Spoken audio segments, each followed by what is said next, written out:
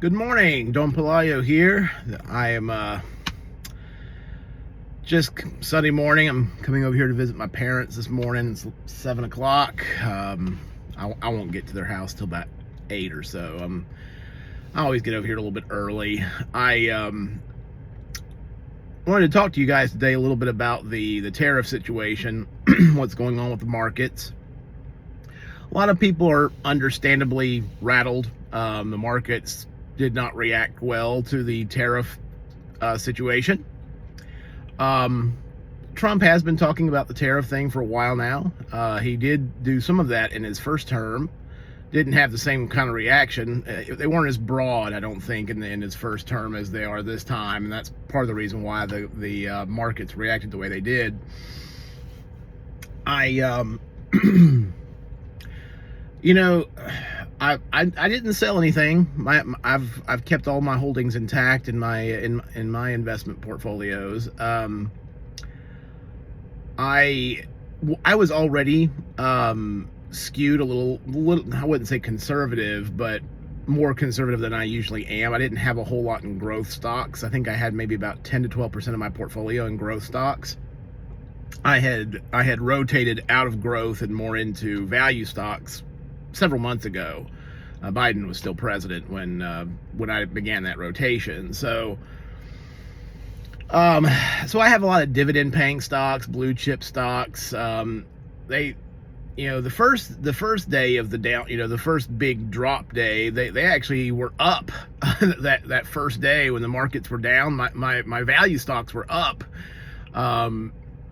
And then the next day, not so much, but they weren't spared either. But it's okay. I'm really, my portfolio.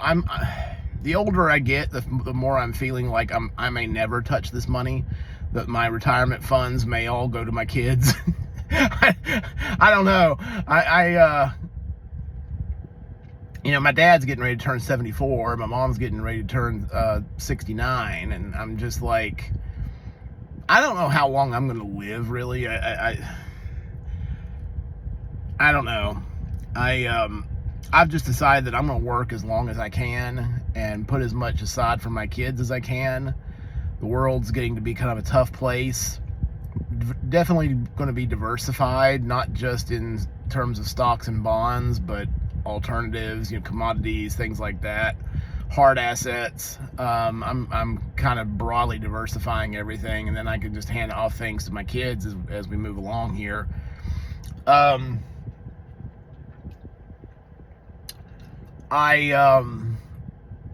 really not that nervous about this downturn. I think it's probably been coming for a while. I mean, the economy, people think, oh, the economy was great, up until, not really. Wall Street was doing pretty well.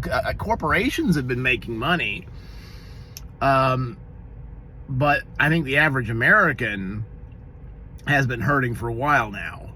And I think we all know that, really. The average Americans, if you're not in tech or, have a high-paying, medical career, or, something like that, your average American has been hurting for a while now.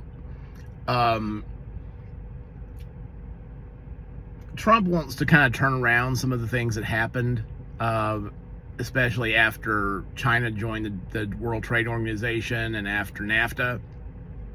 He wants to turn some of that around. He's not going to be able, I don't think that he's going to be able to bring all of those jobs back that we once had.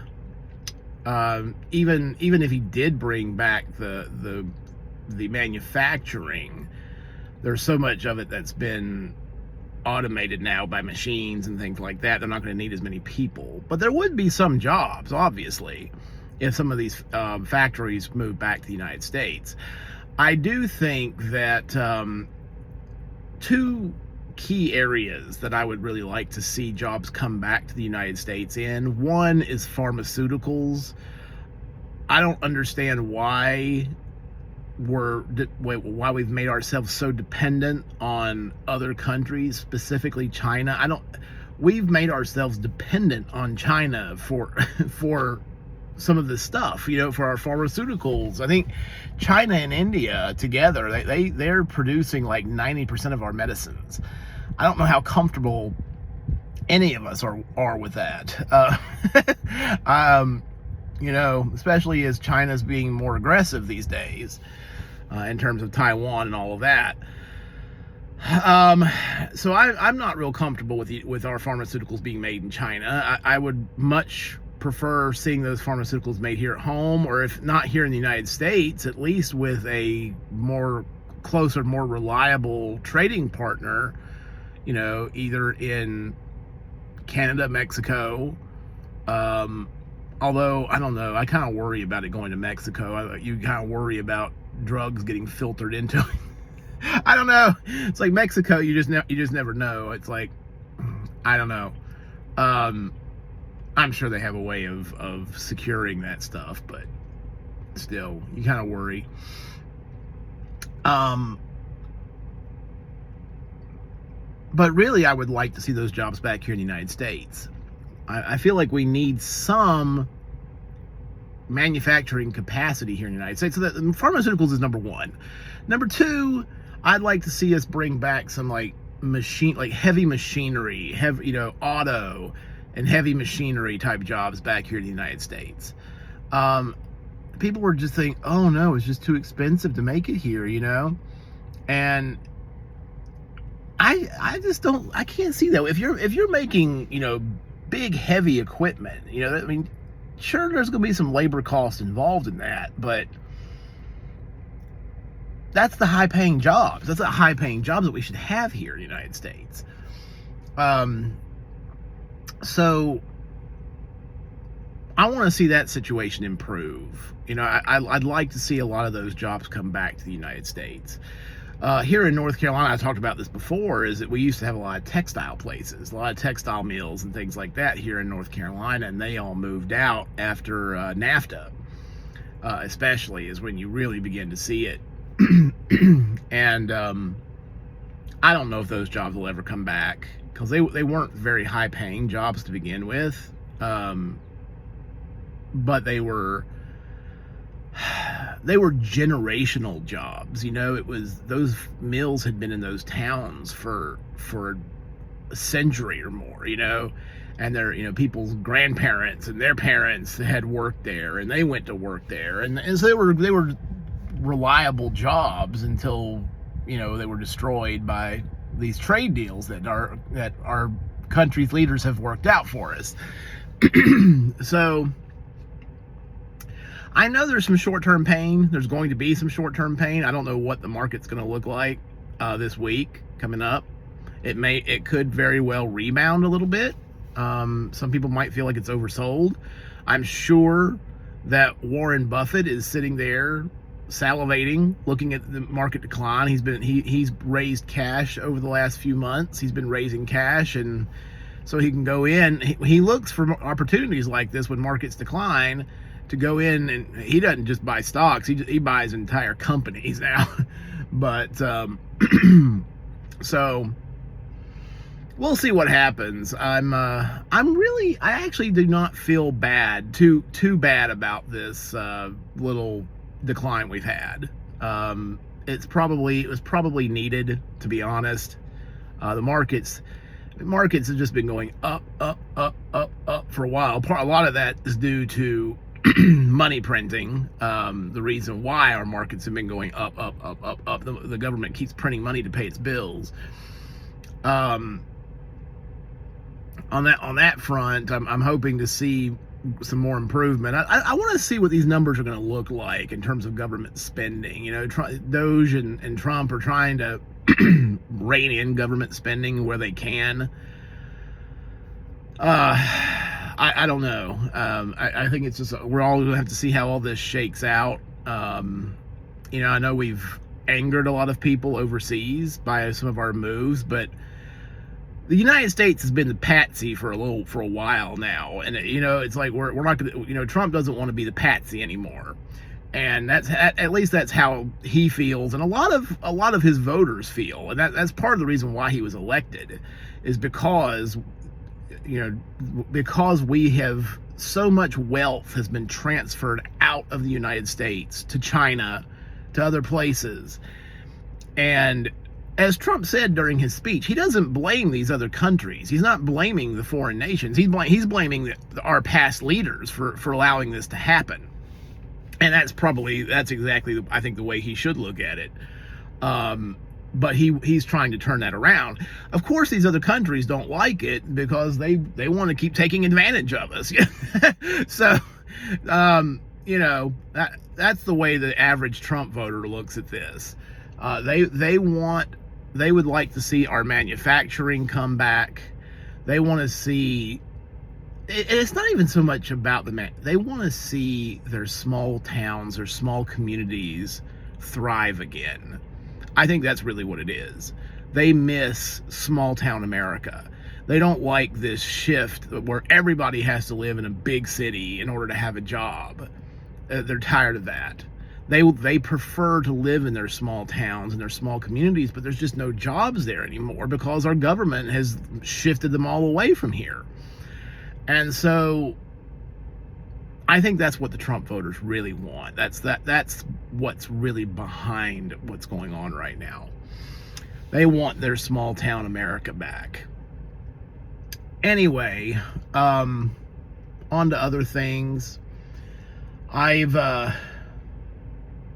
have been kind of setting. I'm a big time goal setter. I'm not a real good on the execution end of my personal goals.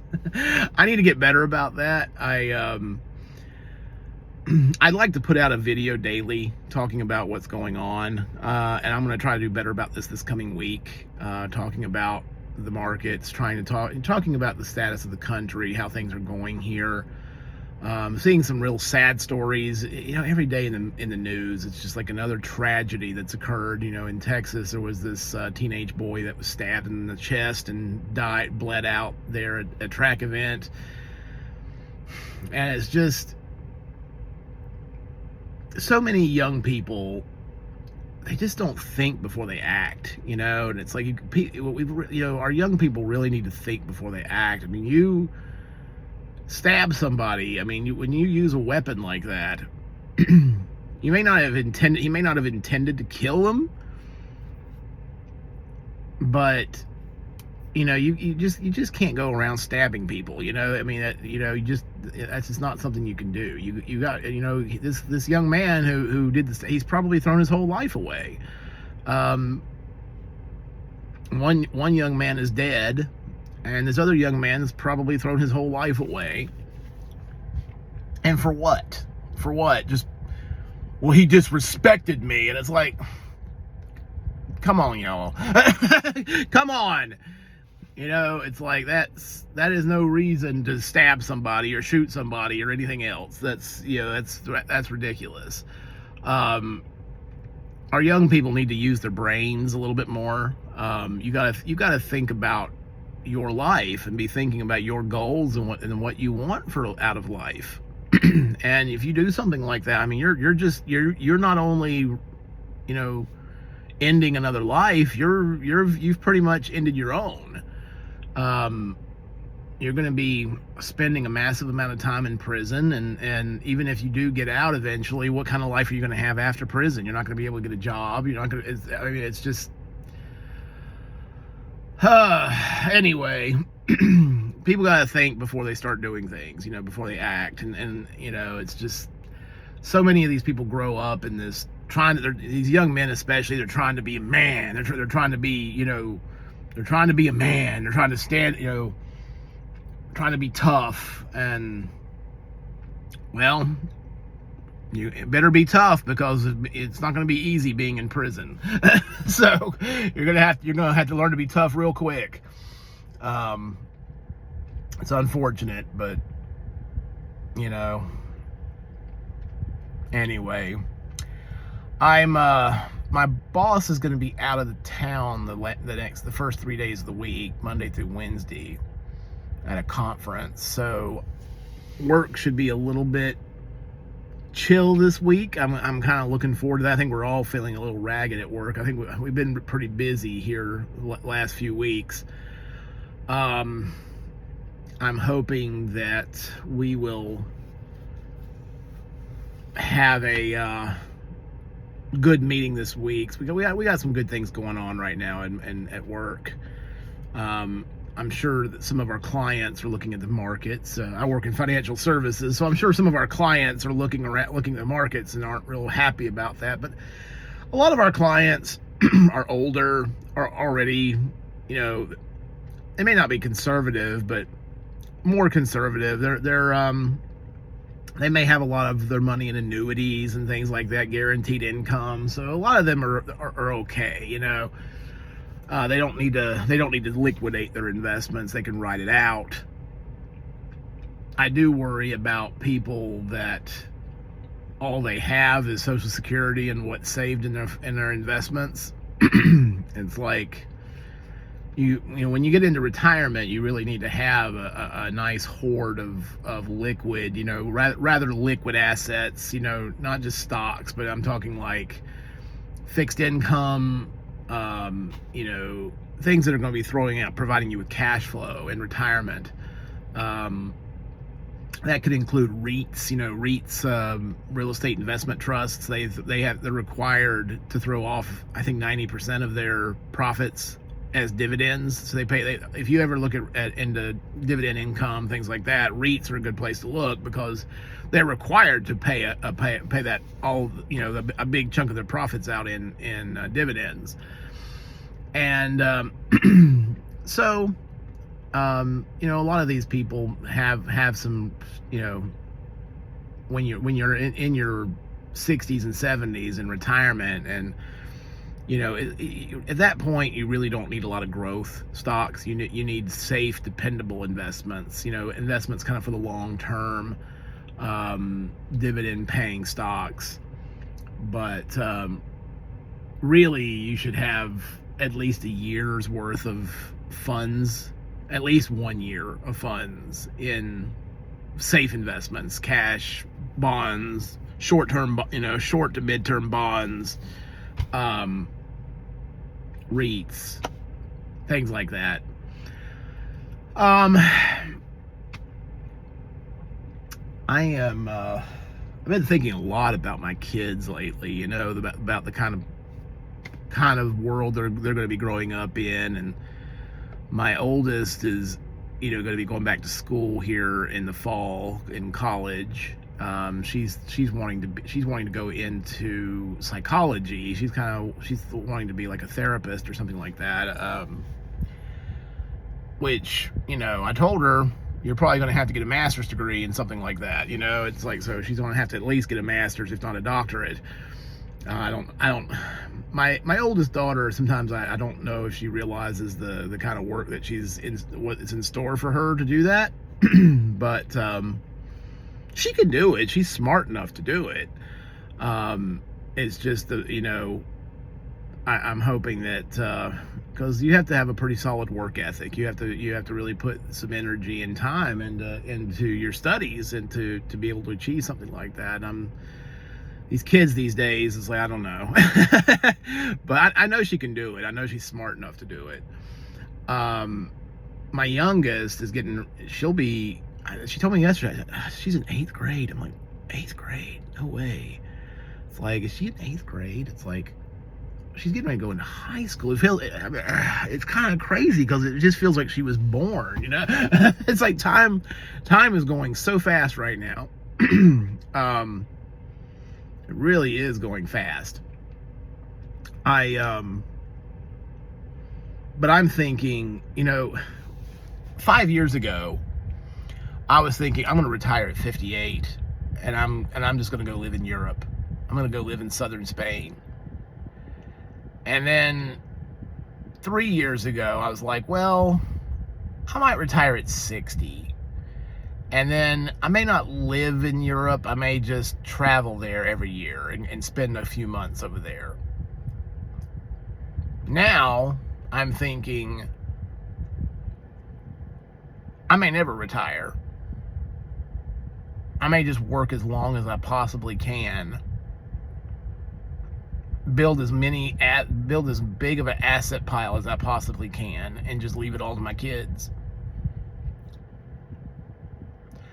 That being the case, if I'm going to do that, I probably need to make some Roth conversions now that I'm thinking about it. I have an IRA.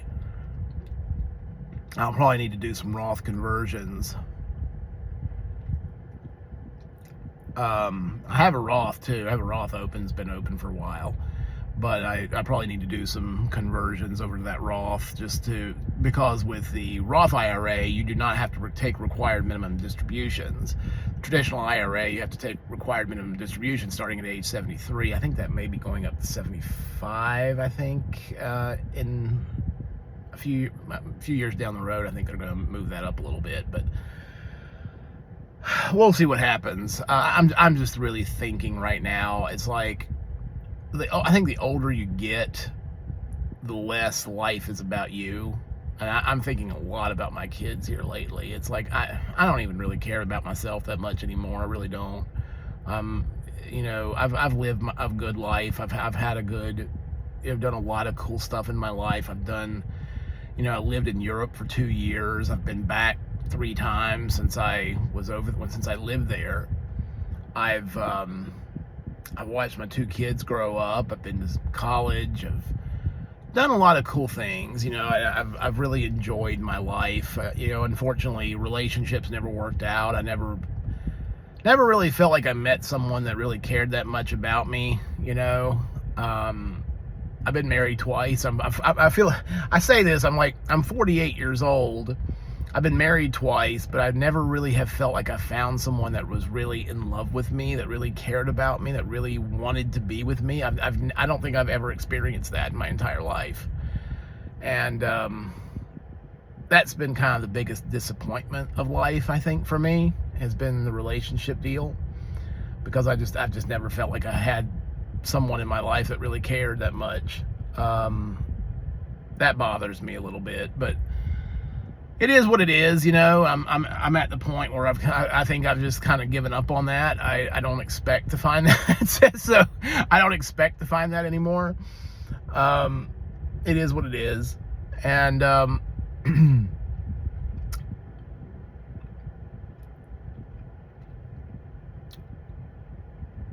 don't know. Anyway, I didn't get on here to whine this morning. I'm very pensive lately, and I've just been thinking a lot about, I'm getting older. I'll be 49 in August. I keep seeing these people passing away in their mid-60s. Val Kilmer just passed away, and I think he was 65. It's like, I don't know. I don't know how long I'll be around. None of us know. I feel almost like my purpose in life has been almost achieved. I don't really feel like there's a whole lot left for me to do here. And so all I'm thinking about now is just trying to help my girls and just leave as much as I can to them so that life won't be so difficult for them. Relationships are not going well. Men and women don't really like each other, so I don't know if my daughters are going to even be married, have a husband and kids and stuff. I don't know, because guys don't trust women anymore, and I understand that, to be honest. we don't trust women hardly at all anymore. If you're on the internet hardly at all, you'll hear a lot of that these days. Men are scared to death that they're going to go through divorce and have all their money taken from them, all their assets that they worked for taken from them. They're going to ruin their lives, making giant child support payments and all of that. I understand. I'm there. I was calculating it the other day, and I'm like, if I had taken all the child support payments that I've paid for my 2 kids, and I had put that money instead into a retirement fund and invested it at 8%, that would have been my retirement fund right there. I don't regret having children. I don't. I have no regrets about that at all, and I think that's a choice that everybody has to kind of make for themselves. To me, having kids is a big part of why we're here and part of our lives. So I don't regret having my kids at all, even having paid out the kind of money that I've paid out in child support. It really honestly doesn't bother me. The only thing that I would say that might bother me a little bit about it is my first wife was very easy with me. It's easy to work with in terms of the child support. And I appreciate her for that.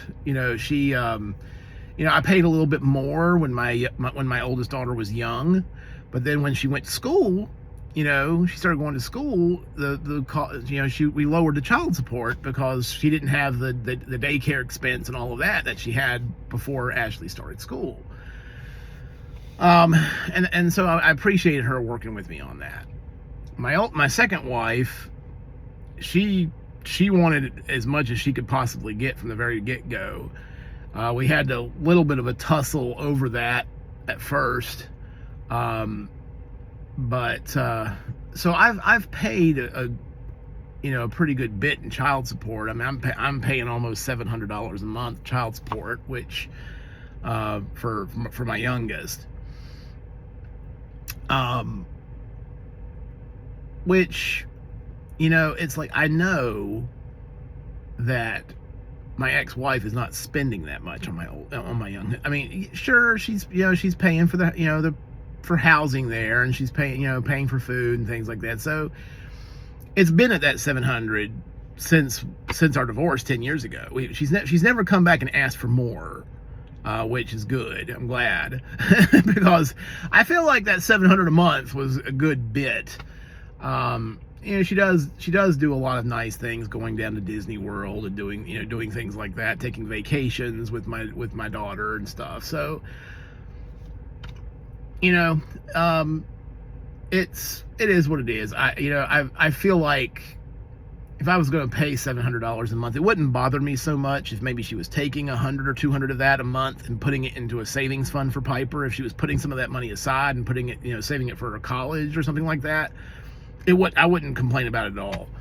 But I do feel like I've paid a lot in terms of that, in terms of child support for Pipe. But like I said, I don't regret having my children at all. I'm very lucky to have my two girls, but it has made it harder for me to achieve much in terms of my financial goals. Saving for retirement has been harder. I'm behind on all of that stuff, way behind where I should be. If I had stayed single, I would not. I'd be in a much better place financially, but I wouldn't have my kids, So life's about trade-offs. What's important to you, and I don't regret having my kids at all. They've been one of the better parts of my life. They've been one of the best parts of my life. Watching them grow up, seeing them grow, and just going off with them and experiencing life with them, seeing them, having experiences growing up. It's just, you can't really replace that stuff, So if anybody's, I know there's a lot of guys out there that are like, forget about it. I'm just going to be by myself and do my own thing. And I get that to some extent.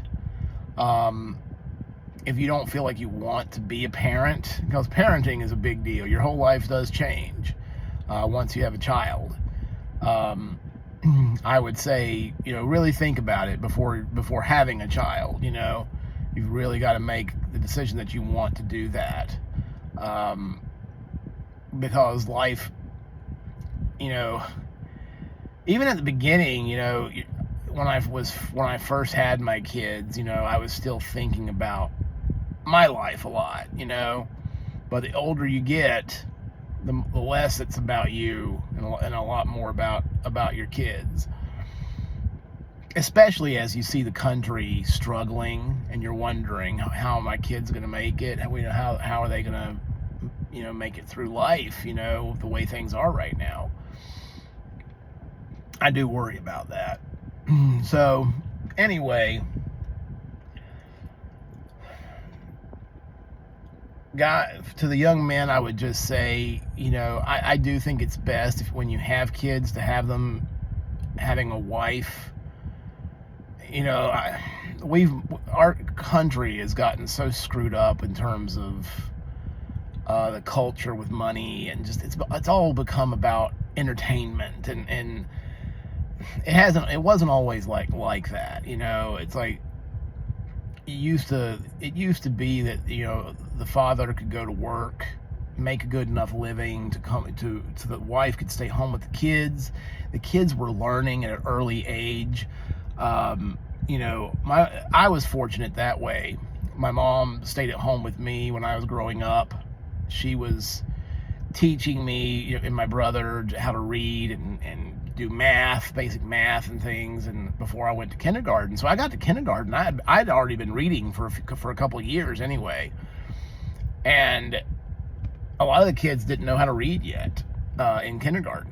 And it was, the earlier you start with your children on that sort of thing, the better off they're going to be. And I was fortunate to have a mom there at the home for the first 10 years of my life anyway. And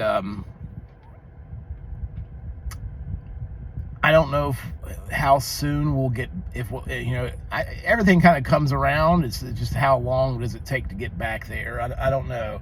Our country is so dependent now on having a large labor force, including all women in the workforce too, and it's just, I don't know. I think we're seeing some structural change right now, and it's possible, it could change. But most of these women these days, they want to be independent and boss babe and all that stuff. It's like there's not a lot of women out here that want to be wives and mothers. You don't see that a lot, and that that's it's almost like it's a shame. They act like there's something shameful about staying home and raising your kids. It's like that's a weird to think about. But anyway, everybody just keep working, trying to save what you can. It may not be a bad idea to plant a little garden at your home, doing some positive things, just to grow a little bit of your own food, because the way things are going, we may need those gardens and things. I think back during World War II, I think we had that, didn't we? When people had their own, were growing a lot of their own food during the war. People bought those war bonds and all that kind of stuff too. It wouldn't surprise me to see the need for that again. But we'll just have to see how it goes. Anyway, everybody be good. I'm going to get off of here and go over and visit my mom and dad, and we'll talk to you guys soon.